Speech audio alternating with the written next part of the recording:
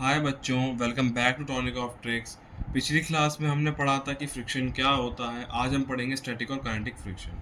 मैंने आपको बताया था, मान लीजिए एक बॉडी ऐसे रखी हुई है ग्राउंड पर और उस पर आपने फोर्स लगाया और फ्रिक्शन उसे अपोज कर रहा है, उसे चलने नहीं दे रहा है।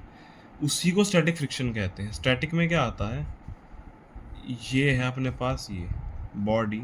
जब तक आपने फोर्स लगाया, ये बॉडी इधर फ्रिक्शन लग रहा है, चल नहीं पा रही, यही होता है स्टैटिक फ्रिक्शन। इसे एफ एस से डिनोट किया जाता है। स्टैटिक फ्रिक्शन की एक अपनी लिमिट होती है कि ये एक मैक्सिमम वैल्यू तक ही होल्ड करके रख सकता है बॉडी को।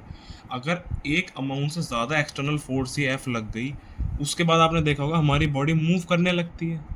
मूव कर रही है, मान लो कुछ वी स्पीड आ गई इसके पास, एफ फोर्स लगा रखी है, जब तक रुकी हुई है तब तक स्टैटिक फ्रिक्शन होता है।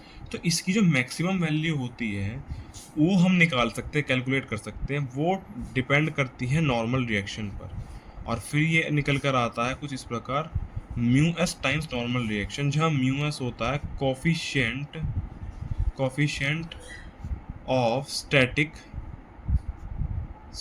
फ्रिक्शन।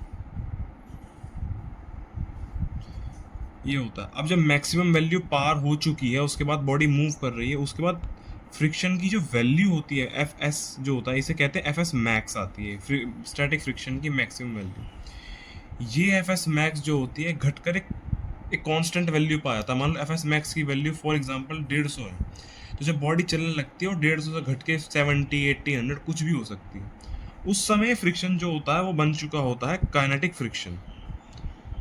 इधर काइनेटिक फ्रिक्शन लग रहा होता है और यहाँ हमारी फोर्स लग रही थी और बॉडी मूव कर रही है।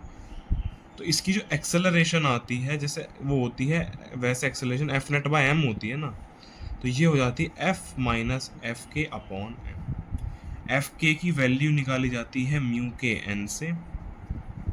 म्यू के होता है कोफिशिएंट ऑफ काइनेटिक फ्रिक्शन और एन होता है नॉर्मल रिएक्शन। तो स्टैटिक और काइनेटिक फ्रिक्शन में और ज़्यादा कुछ नहीं है, बस इतना सही है। आपको याद रखना है, जब तक बॉडी मूव नहीं कर रही है स्टैटिक लग रहा है, जैसे ही मूव करने लगे काइनेटिक लग रहा है, वैल्यू ऐसे निकाली जाती है। इतना ही था static and kinetic friction. Friction खत्म हुआ। अब हमारा जो है हमें अगला पढ़ना है वो होगा सर्कुलर मोशन। तो सर्कुलर मोशन वाली वीडियो मैं अगले में डाल दूंगा। Thank you for watching.